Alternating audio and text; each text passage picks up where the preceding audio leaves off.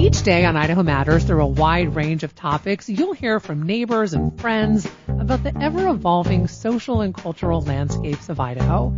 Listen to the Idaho Matters podcast at boisestatepublicradio.org today.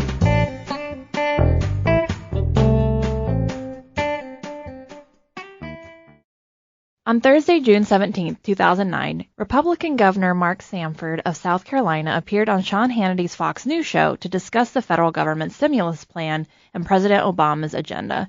His last public appearance was Wednesday on Fox News, when he refused to rule out running for president in 2012. What I've learned in life is you never say never, and a lot of strange doors open or close in life. Charlie, why might presidential hopefuls start trying to get their name out there as a possible candidate several years before the election? Well, there are a few reasons for this, I think, in Sanford's case. So number one, Sanford was term limited. So his term was up in 2010, and he would likely already be looking ahead to the next opportunity. Plus, if running for president is something you want to do, it's really important to get going early, to start lining up potential supporters, donors, endorsements, things like that, really early on. This is a process we normally call the invisible primary, where even before you declare that you're running for president, you're really trying to get your name out there. And for Sanford, he might want to do that, especially with Republican voters, primary voters, which may explain why he was making an appearance on Fox News.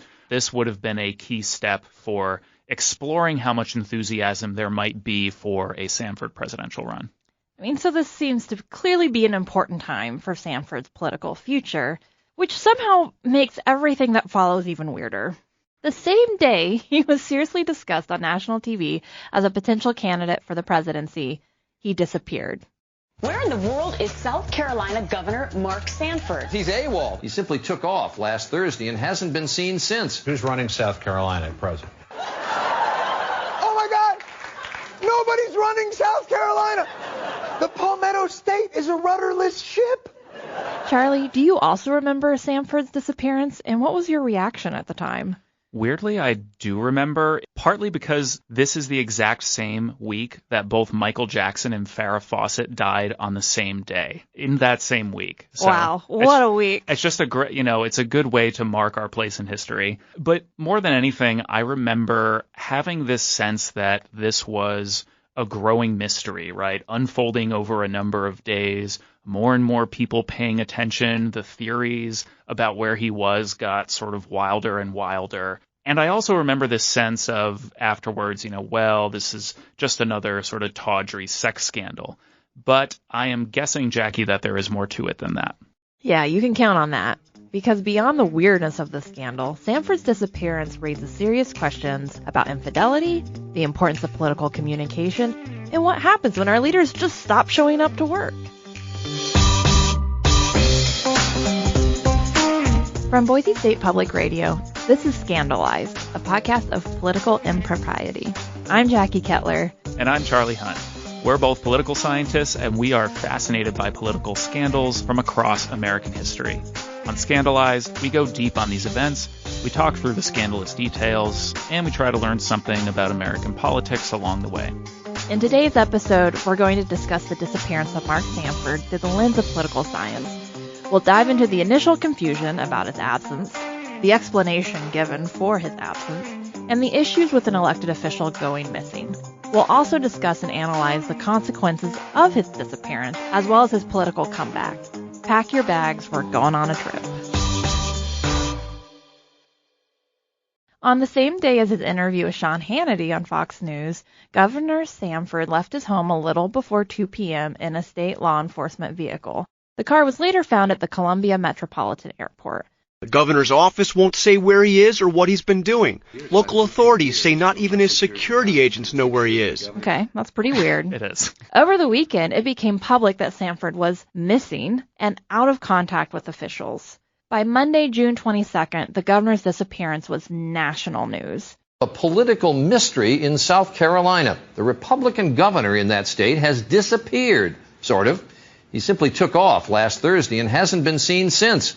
Charlie, it remains mind-boggling to have a governor go missing without even top law enforcement officials able to initially contact him. Are there any good excuses or explanations for a governor's absence like this? I mean, it's not like governors are always legally required to stay in the state at all times, right? Of course, you could have a family crisis. You could have health issues, right? Security concerns. Maybe you're going out of state for a conference. But usually when you do those things, you let people know where you're going, right? For one thing, it's really important to ensure that others, including maybe his lieutenant governor, who we'll talk about, was prepared for his absence, even if the public wasn't fully informed, right? You want someone still in the state holding down the fort.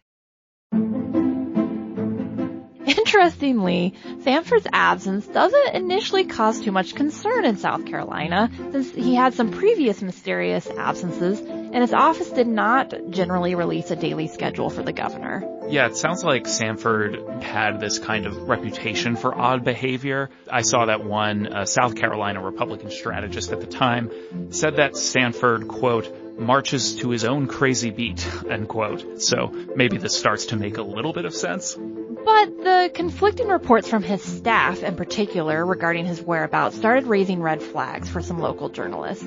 State officials said they didn't know where the governor was. Governor's office won't say where he is or what he's been doing. Late today, Sanford's spokesman put out a statement saying it is not uncommon for the governor to, quote, go out of pocket for a few days at a time to clear his head. There was an update to Governor Sanford's Twitter page today, but it turns out that the governor doesn't do his own Twitter updates. His staff does. If anybody would know where Sanford might be, we might think it would be his wife, Jenny, but she also gives an eyebrow-raising explanation. If Governor Sanford is missing, however, his family doesn't appear too concerned. His wife told the Associated Press, quote, he was writing something and wanted some space to get away from the kids. Adding to the intrigue was that his absence was during Father's Day weekend. Guy takes off for a little bit of a long weekend, whatever. You're blowing this a little out of proportion, aren't you, media? This well-known father of 4 young boys wasn't home for Father's Day, and he was not at work on Monday morning. Okay. Getting weirder. Yeah, okay, that's all right. Meanwhile, state officials are raising concerns about the management of the executive branch during Sanford's absence. I mean, and this is a legitimate concern. The governor serves as the chief executive for the state with various responsibilities, including overseeing the day-to-day business of the state government. Charlie, what potential concerns could arise during a governor's, in this case, unknown absence?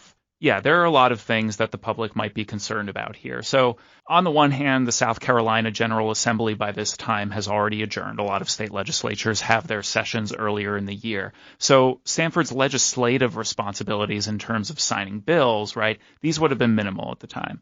On the other hand, the governor is still responsible for managing state agencies. They're responsible for the operation of state government. And although the lieutenant governor generally carries out this work if the governor is unavailable or out of the state, you might think this would involve communication between the governor and the lieutenant governor if he's going to be absent or incapacitated. The Sanford situation, I think, in this case was probably concerning because it was unclear who was in charge. Exactly right, Charlie. So this type of situation could lead to a governing crisis or at least disrupt state operations. And yet somehow the situation was going to become even more confusing. Later on Monday, Sanford's communications director, Joel Sawyer, explained that Governor Sanford had been hiking the Appalachian Trail for the past several days. But this explanation really set off a media firestorm. It turns out he was simply out for a long walk. His office saying Sanford wanted to clear his head after a tough legislative battle over stimulus spending. So he turned his cell phone off and went for a hike. Sanford finally checked in Monday, saying he was hiking on the Appalachian Trail. He was off writing, and then we find out he was on the Appalachian Trail. What's the deal? What is the deal? I guess the obvious question is, where does Sanford fall on the "our governor has wandered off into the woods, how worried should we be" scale? Meanwhile, confusion, and it turns out misinformation, continued to spread among Sanford's staff. A little bit later on that evening, this says that the governor is hiking the Appalachian Trail and that he'll be back in a couple of days. Now, at the time, it's important to remember that everybody in the office thinks this is true. The icing on the cake came from Sanford's Lieutenant Governor, Andre Bauer, whose interview that Monday only added more fuel to the media firestorm. The lieutenant governor, who would be in charge in the governor's absence, didn't even know he was going away. I haven't talked to him, and his office hasn't contacted me. I don't know whether they know where he is or whether they don't know where he is. So I don't know what to tell you on that because I don't know.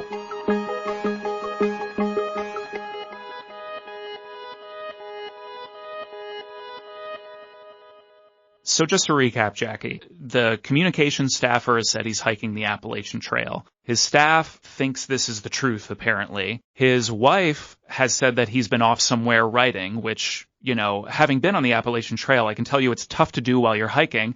And the chief of staff doesn't know where he is, according to the lieutenant governor, who also doesn't know where he is and hasn't communicated with him since last Thursday. Seems like everyone's having a little trouble keeping their story straight. Yes, I think that is definitely the case. And in general, there's just confusion about what is going on.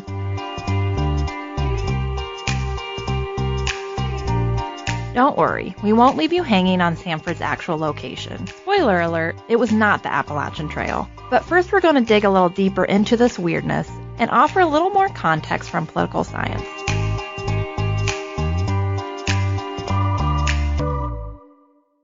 So Charlie, hiking the Appalachian Trail has since become a common phrase in American politics. Why do you think this captured such attention and has really kind of a phrase that's remained in place?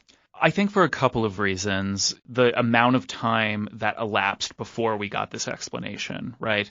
I think that immediately kind of left it suspect as a potential explanation for where he was. Like, okay, he was hiking the Appalachian Trail. Like, why didn't you just say that on day one and put the public at ease a little bit? You know, even before Sanford came back, this had become a spectacle. There was this air of mystery. The situation itself became so strange that I think it had an air of entertainment to it, of like, ooh, what'll happen next time on Sanford Hikes the Appalachian Trail? For sure. It's one of those absurd things that's, well, the way it's playing out, it's like, could Saturday Night Live write a sketch odder than what is currently happening? I think it would have been one thing, and this would have gone a lot differently if everybody in Sanford's circle had gotten on the same page. But I think what's becoming increasingly clear here is that Sanford just went rogue. He didn't tell anybody what was going on. As we'll talk about later, it's possible his wife understood what was going on, but he did not let his staffers know. And they're trying to do their best, seemingly, to deal with this situation. Well, and I think this is an important opportunity to talk about how crucial staffers are. For a lot of politicians, staffers are basically a lifeline. Like, they're as important to the operation of the actual office as the governor himself, right? And that for the governor to actually just go AWOL and his staffers to be completely unaware of where he's gone is really mystifying, because if you're an effective office to begin with, you're going to have that close communication and good office culture with your staffers. I mean, like, if you were working at a regular business and the CEO just took off without telling anyone for a week, you would have questions about that too, and it wouldn't say good things about your office culture. So I think that's an important element here. I agree, Charlie. And it really does just speak to the strangeness of what's happening here. And I think this carries through to the lieutenant governor, right? The second person in line to the office if something happened to the governor. And it's worth noting here that the lieutenant governor was the same party as Sanford, right? So it's not like this was some political opponent. I feel like the lieutenant governor kind of, shall we say, going off script here and saying, yeah, I have no idea where he is. The chief of staff has no idea where he is. That's what I think starts ringing a lot of alarm bells for people. I think that's right. You know, Charlie, we actually have other recent examples of elected officials going missing or being absent in a time of crisis. Is there a particular example that sticks out to you? There is definitely one in particular from the U.S. Senate that our listeners may remember. So this is from February of 2021, when Senator Ted Cruz flew to Cancun, Mexico, for a family vacation, which on its face, it's fine, right? I actually think it's a really good thing. This is a hobby horse of mine, that elected leaders should be allowed to take vacations and take breaks. But Cruz's problem is that he left the state right in the middle of an historic winter storm in which millions of Texans, that is his constituents, were completely without power and heat. The Texas Department of Health and Human Services identified hundreds of deaths from the storm, and yet Senator Cruz fled the country while that was ongoing. Just Monday, Cruz warned his fellow Texans a dangerous storm was coming, even urging them to stay home. We could see up to 100 people lose their lives this week in Texas, so don't risk it. Keep your family safe and just stay home and hug your kids. Of course, the senator didn't stay home himself, jetted off to sunny Cancun with his family. Cameras catching him at the airport, those pictures making headlines in his storm-ravaged state. This is quite maddening. Yeah. Upsetting, as you said earlier. Cruz in Cancun while we're dealing with this mess. You know, at the time, Cruz defended himself by saying that he was just accompanying his daughters and their friends. Later, he admitted it was a mistake, but the action itself attracted a ton of attention and a lot of backlash, and he is up for re-election later this year, so we'll have to see what happens. I mean, apart from the terrible optics of Cruz's actions, why was his leaving the state a problem? I think a lot of people think of U.S. senators as just sitting around and doing nothing. But in truth, they play important roles in times like these in terms of coordinating relief that might come from the federal government, for example, and communicating with those relative agencies like FEMA. Moreover, this crisis was still going on when he left. Millions of people, his constituents, were scared, in need of help. But generally, Jackie, you know, state officials like the governor tend to play a much more kind of on-the-ground role during situations like this, I think. And so, you know, this might help explain why Sanford's disappearance in this case was particularly ill-advised, even compared to the Cruz example.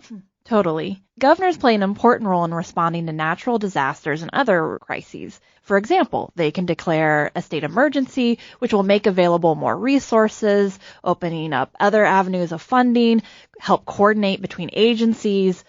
Moreover, they're going to be the face of the state and who the public looks to for information, reassurance, those types of things. Right. And, you know, some of the criticism we got afterwards was that, you know, this was during hurricane season. What if a hurricane hit South Carolina, which, like, happens fairly often? Luckily, that didn't happen while he was gone, but there could have been a major problem if one had occurred while he was gone. A similar thing actually happened in Montana in 2022, where bad flooding caused significant damages, especially around the Yellowstone area. The flooding even forced the park to close and has cost millions of dollars in damages. And at the start of this disaster, Governor Greg Gianforte was out of the state. His office initially refused to disclose his location, causing some confusion and frustration. It turned out that he was on a family vacation to Italy. It could have, or perhaps did, create some crisis of leadership. Charlie, how do you think that reflects on an elected official? I think in this case, you know, the purpose for leaving is not necessarily the concern, especially because, as we'll find out, voters did not yet understand the true nature of why Sanford was gone. But the core of this seems to be that this is a violation of a promise to voters, that this office is a stewardship, that it's something that you are going to actually be there for, and that you are committing to representing your voters for a certain period of time.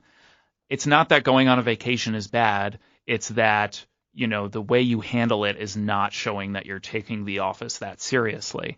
It also can kind of indicate that you're not having proper concern for your constituents, right? That you're putting your own needs before those of your constituents. And so it's a problem of representation. Plus, if you don't take enough of the appropriate precautions beforehand, such as, for example, telling anyone in your administration where you're going, then that's going to create even more problems than just being absent. Citizens start to feel like they can't trust even their governor to be around when something goes wrong, then it can really reduce the amount of overall confidence that citizens have in a functioning government. You know, we know that cynicism and a lack of trust in politicians and government generally are at really high levels these days. And so that can have really wide-reaching implications for how government can function effectively down the road.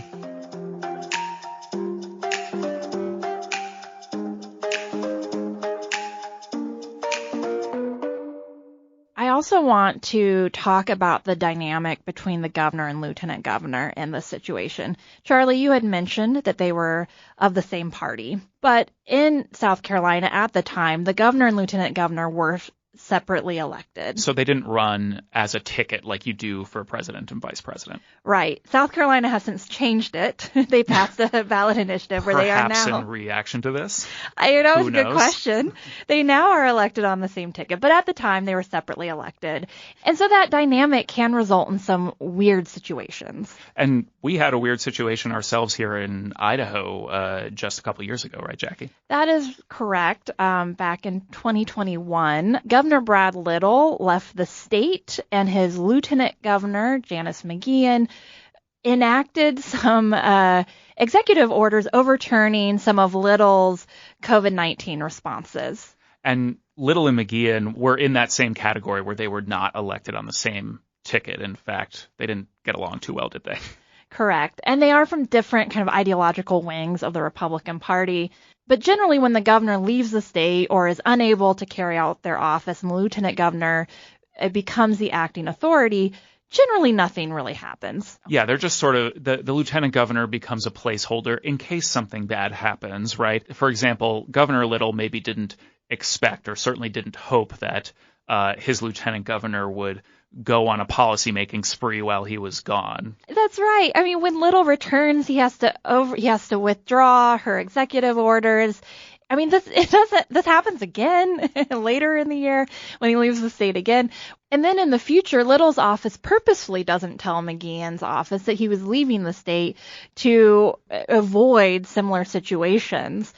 We should note McGeehan did challenge Little in 2022 in the gubernatorial primary, so there was already political competition there.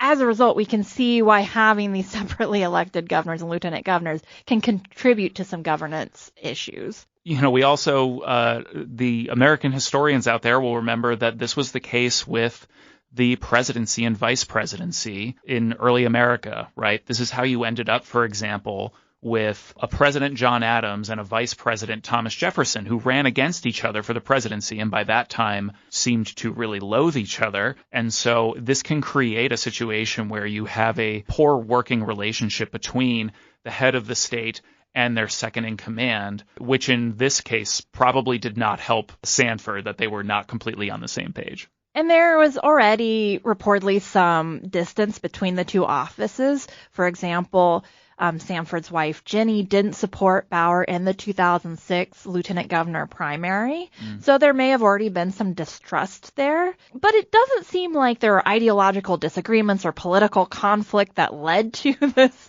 mess.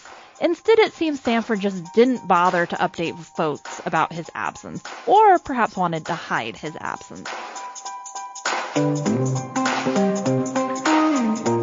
I mean, I know that I can't take it anymore, Jackie. I need to know what actually happened to Mark Sanford. Don't worry, you're going to get your wish right after this break.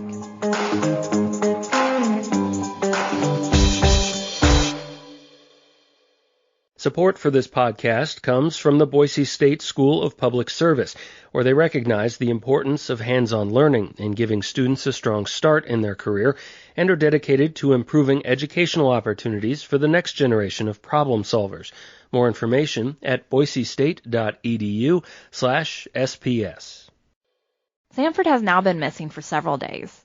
On Tuesday, June 23rd, Sanford's communication director, Joel Sawyer, said the governor would be returning to work on Wednesday, and that Sanford was fairly surprised by all the interest in his trip to the Appalachian Trail. I'm surprised that he was surprised. But, Jackie, I'm guessing that this statement did not exactly put everyone's concerns to rest. No, not so much. Questions about his actual location exploded when the Columbia, South Carolina newspaper, The State, broke the news on June 23rd that a passenger claimed to have seen Sanford on a flight from Atlanta, not to anywhere on the Appalachian Trail, but to Argentina. We're learning the governor wasn't even in the country. He tells a local newspaper that he was cruising along the coast of Buenos Aires, Argentina.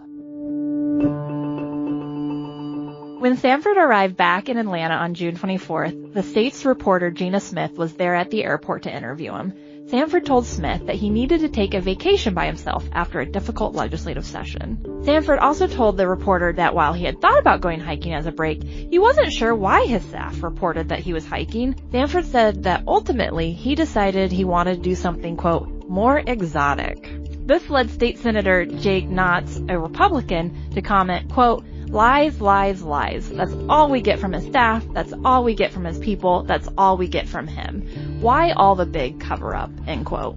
I have to agree with Senator Knotts here. I mean, there's this old saying, right, that the cover-up is worse than the crime. Certainly it seems here that the cover-up was like more incompetent than the crime. You get these conflicting reports, and now Sanford himself is back and he's saying something else, right? It seems like this was a pretty misguided and frankly just weird cover-up, possibly for something else, something exotic even. That it was. Later that day, Sanford held a press conference and revealed the shocking truth about his trip. And so the bottom line is this. I've been unfaithful to my wife. I developed a relationship with what started as a dear, dear friend from Argentina. It began very innocently, as I suspect many of these things do, in just a casual email back and forth. Recently, over this last year, it developed into something much more than that.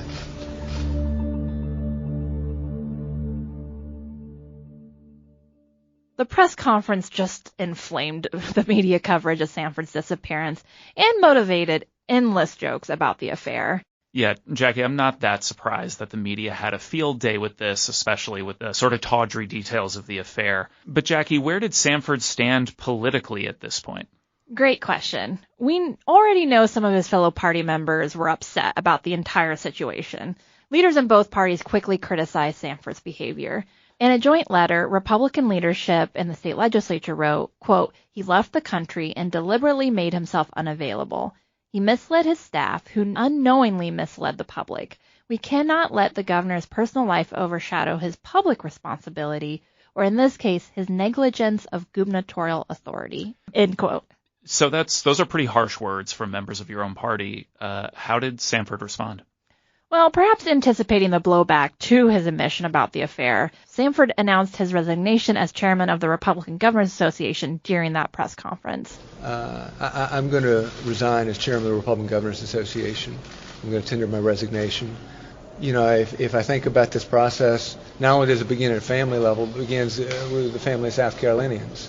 And so that means me going one by one and town by town to talk to a lot of old friends across the state in what I've done and indeed asking for their forgiveness.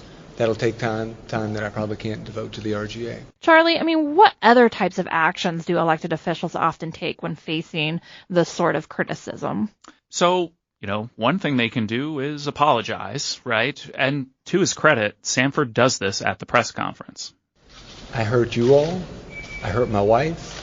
I hurt my boys. I hurt a lot of different folks. And all I can say is that I apologize. This is a very different response than we've seen from other politicians. Last week we talked about Rod Blagojevich, who did everything in the world but apologize, right? They can also try to clarify or defend themselves. They can offer reimbursements or other kinds of actions to remedy the situation. This is also something I believe Sanford did down the road. Of course, they can also resign, and Sanford did not initially offer to do this. But we know that a lot of politicians will sort of fight criticism by just denying everything, right? Maybe sensing that this kind of approach might be less successful in this type of situation, Sanford avoids the response of just deny, deny, deny. He admits what he did, and he apologizes. Perhaps not surprisingly, the press conference wasn't the conclusion of news coverage about Sanford's disappearance and affair. Sanford's wife, Jenny, released a statement confirming they were in a trial separation that had started 2 weeks prior.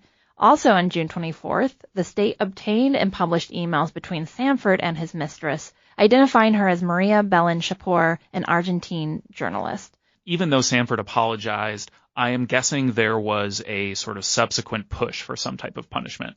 You called it. The morning after the press conference, one of the biggest newspapers in the state called for Sanford's resignation. On that same day, Sanford announced that he had reimbursed the state of South Carolina for the funds used on a prior trip to visit Maria that had previously been labeled as an official trade mission to Argentina. Wow, so we've maybe also got some misuse of public funds on top of this. Not that I have ever had to do this, but I'm guessing it'd be better for these guys to leave public funds and campaign funds alone when trying to cover up your affair. Yeah, it really is how a lot of politicians manage to get themselves in trouble, something that we'll be discussing in more depth in another episode. So back to Sanford. He returns to work on Friday, June 26th, and meets with his cabinet members to apologize for his actions and absence. Maybe he thought resigning as chair of the RGA, reimbursing the state for his travel, and apologizing would resolve the situation. But that wasn't the case. Calls for his resignation only grew over the following weeks, including from prominent Republicans like Jim DeMint, who at the time was the senior U.S. Senator from South Carolina. Governor Mark Sanford's daily drama is wearing thin. 20 state lawmakers and at least 7 state newspapers say enough. He has asked his wife for permission to share a bed with another woman, and we, Republicans, are supposed to be the party of family values. Critics say a national punchline can't govern and should resign. There's going to be more jokes, and we'll continue to be in a situation where I don't think the people of South Carolina want to be. We're embarrassed. I mean, we're embarrassed for our state. He left 4.5 million people in the lurch when he decided to go down to Argentina. On the street, many voters are furious. I think it's a disgrace. I think he ought to be ashamed of himself. I think he's an embarrassment to our country. As the governor, he's supposed to be in a position of leadership, and it's supposed to be somebody you can trust, and clearly he's not that person. I mean, he just disappeared for a week. I'm not that surprised that a lot of people have questions and concerns still about this whole situation. So, Jackie, did other state officials take any sort of official actions against him? In August, South Carolina's Attorney General ordered an investigation into Sanford's travel records and finances to see if he had misused state funds and resources. But after 3 months, the Ethics Commission accused Sanford of using state funds for personal trips, dinners, and events. The report also included evidence that Sanford had violated campaign finance laws, going back to your earlier point. Classic. Overall, Sanford faced 37 charges of ethics laws violations, including 18 instances of funding first-class travel and 10 charges of using campaign funds for personal expenses. So 37 charges sounds like a big deal to me. I would not want to be charged for 37 things. But Jackie, these are distinct, right? These are violations of ethics laws as opposed to criminal charges. So was this really that serious, or did he face other more serious consequences? I mean, additionally, the state legislature used this report to start impeachment proceedings against Sanford. Today's hearing is the second of at least 4 for the 7 members of the House Judiciary Committee in the wake of Governor Sanford's confession of an affair earlier this year. The subcommittee looking at several issues as they reach a decision, including whether Governor Sanford broke South Carolina rules on his state travel, whether he misused campaign funds, and if his admitted affair with a woman from Argentina rises to the level of impeachment. The resolution before you and for your consideration concerns Governor Sanford's absence from the state of South Carolina for reasons unrelated to his gubernatorial responsibilities. But in December, the South Carolina House Judiciary Committee voted 18-6 against the impeachment resolution. Instead, they voted for a resolution censuring Sanford for a dereliction of duty, official misconduct, and abuse of power. So basically a slap on the wrist, right? Chastising him for bad behavior. Pretty much. Sanford only had 1 year left in his term, perhaps contributing to the decision to censure him instead of impeach him. Additionally, the legislature was increasingly concerned about the state's high unemployment rates and budget deficit, so maybe they just wanted to move on. But he still had those ethics charges against him, right? So what did he have to do to rectify that? You're right, those are still ongoing. In March 2010, Sanford agrees to pay $74,000 in civil fines to settle those charges. That is $2,000 per charge. This isn't insignificant. He also signed a consent agreement in which he didn't actually contest the charges, but also did not admit guilt.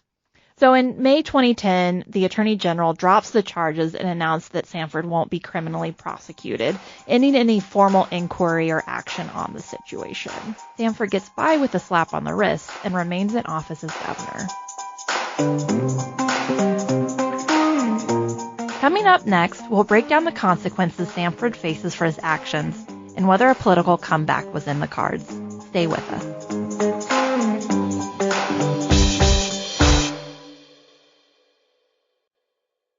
Let's start with our first segment, Comeback Kids. Did Sanford really believe he could survive the scandal politically and even have a future in politics? I mean, some scandals do blow over, and politicians may feel like they can ride it out. Ultimately, this is where Sanford ends up. After the meeting, Sanford said he had been talking with friends and advisors over the weekend and had rejected his original instinct to resign as governor. Now he says he plans to remain in office for the next 18 months. You need to push forward just as the state needs to push forward. So that's what I intend to do. Charlie, is this really unusual or surprising? Not really. I mean, a lot of elected officials really do refuse to resign until it's crystal clear to them that they either will be removed from office or they just stick around until they lose their next election. And so in Sanford's case, maybe he just figures, I'm term limited. I'm just going to ride out the rest of this term and try to finish things out with some dignity. He's not thinking about re-election to his current office, and so maybe that's a factor that's playing in as well. Well, despite not resigning and completing his term as governor, Sanford did experience some consequences from the scandal. We'd mentioned the hefty fine earlier that he paid.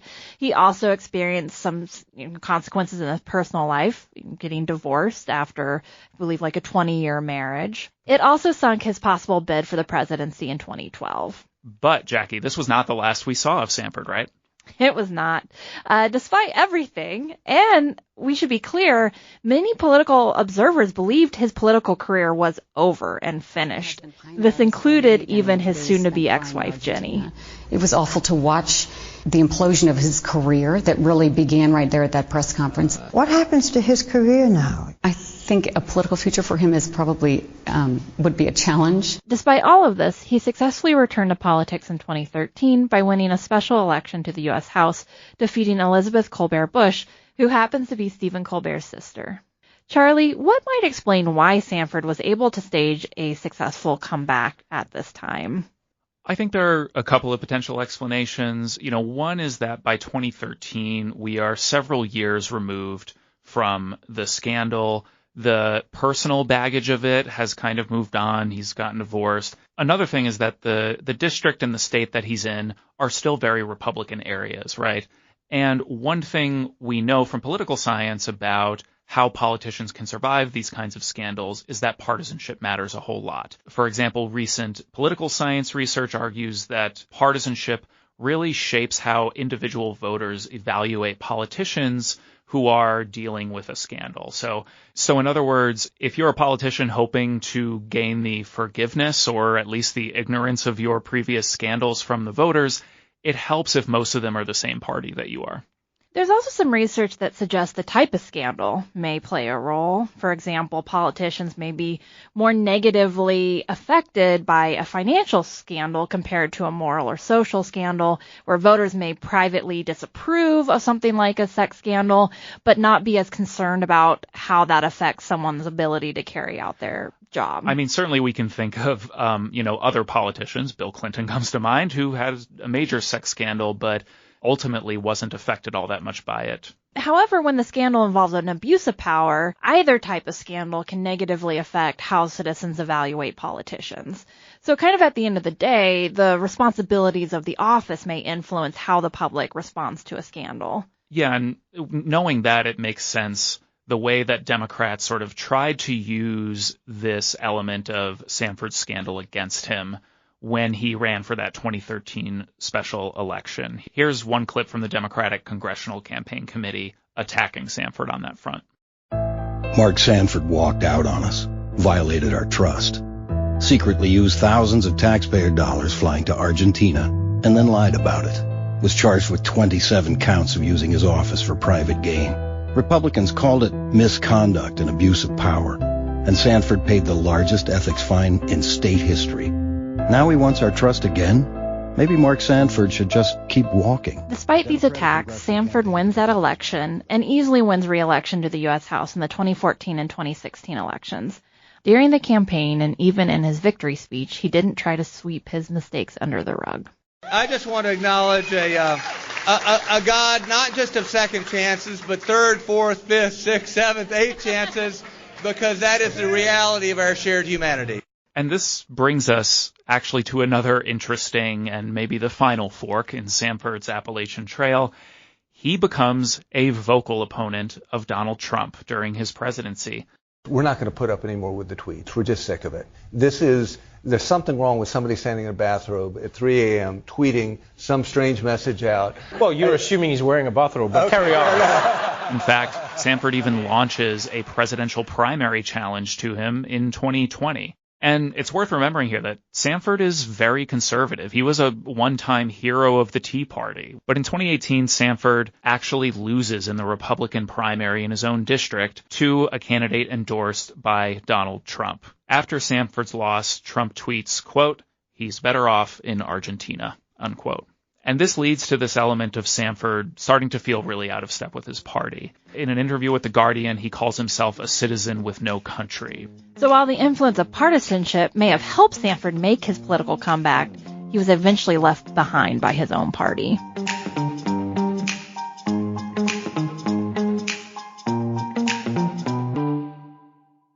So let's get to one of our last little segments here called What Were They Thinking? While Sanford was known for some of his odd behavior like we talked about, all of this is a little bit wild. So I don't know if we can answer this, but Jackie, what in the world was Sanford thinking with all of this? I think many of us asked that question both then and probably now. Through it all, Sanford has held that it was because of love. In 2021, he told The Guardian, quote, "I fell in love, deeply in love. I don't know that we make all the most rational decisions when we're in love," end quote. So Charlie, we both enjoy romantic comedies. What do you think about comparisons to Sanford's Tale to the romantic comedy genre? Do you think this could be adapted for a rom-com? We can only hope, right? It definitely has some elements, right? This forbidden or impossible love. Sanford talked about it that way. He talked about it as an impossible love.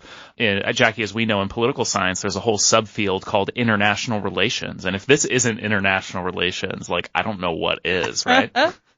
What it doesn't have in terms of the rom-com is a happy ending. So, Sanford and his wife Jenny had gotten divorced, and Sanford and this Argentine journalist who he had the affair with, they ended up calling off their engagement in 2014. So not a happy ending there for this forbidden love. And Jackie, I do actually have a few suggestions for the title of this rom-com. I'd love to get your feedback if that's okay. I cannot wait to hear them. Okay, so I've got a few here. So the first one is Ungovernable Love, right? Because governor.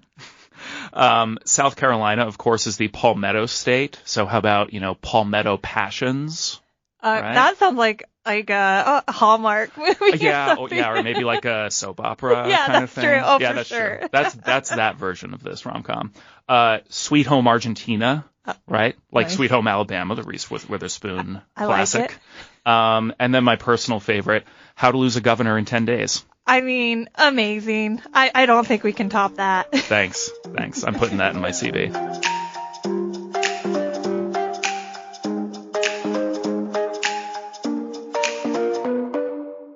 All right. One of our other favorite segments to think about is the George Costanza test. Was that wrong? Should I not have done that?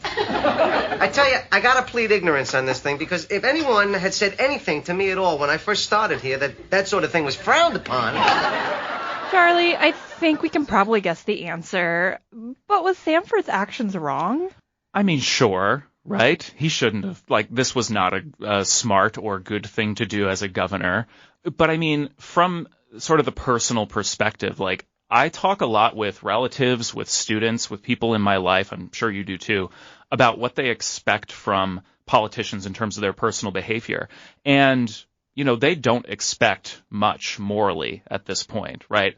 But a lot of times they'll say, I don't care what they do in their personal life as long as they're effective at their job. And, I think this is a lot of the reaction, for example, people had to the Bill Clinton sex scandals that, he was obviously kind of a scumbag, right? But they still liked how he was doing as president.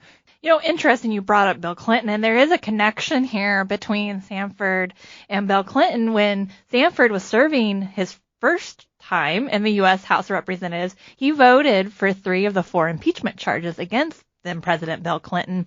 indicating the need for moral legitimacy. Yeah, and, Jackie, we are political scientists. We are not professors of morality or marital fidelity. So, let's focus on the governance aspect of this for a moment. One part of this is this element of dereliction of duty. This came up repeatedly, for example, during the hearings in South Carolina on possibly impeaching Sanford. And during his absence, there was no established chain of command or protocol for the exercise of the executive authority of this state. That is one place where we can say, yeah, he definitely failed. And it's just, we continue to go back to how unbelievable elements of this story really are and how it's hard to believe that it really happened. We talked about it being similar to a rom-com, but in some ways it actually seems like a storyline that could have happened on Seinfeld. Yeah, I mean, we talk about this as the George Costanza test, but to me this seems honestly more like a Kramer storyline, right? Like an episode, he accidentally gets elected governor of South Carolina, falls in love with an Argentinian journalist, hires Elaine to be his spokesperson and handle the crisis, right? You can imagine this episode of Seinfeld. So if we don't get that rom-com, Jackie, if we don't get How to Lose a Governor in 10 Days, then hopefully we at least get, maybe some Seinfeld fan fiction out of this.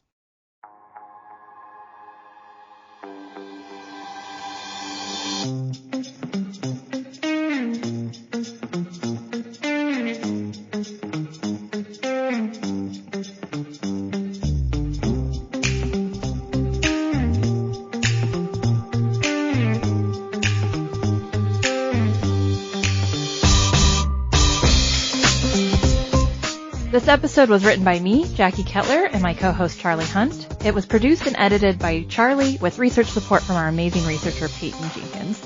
Our theme music is by Dear Room with incidental sound from Shutterstock Music. We also want to thank our season sponsor, the Boise State School of Public Service. For more sources and info on all our episodes, head over to www.scandalizedpod.com.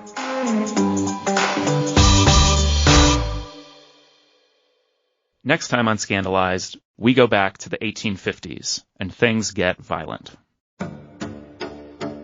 Brooks brings the cane down on the top of his head. Sumner's forehead immediately explodes in blood, like any head wound, right? And then the beating begins. A U.S. senator clings to life after being beaten in the halls of Congress by one of his colleagues. It's a symbolic moment that I think almost leads the country inexorably to civil war. Like there's almost no place they can go after the caning. The caning of Senator Charles Sumner, its causes, its consequences, and its familiar political divisions.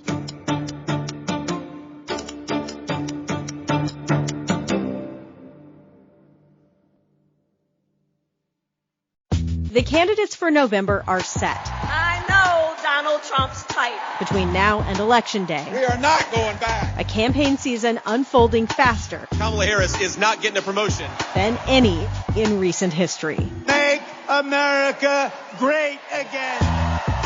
Follow it all with new episodes every weekday on the NPR Politics Podcast.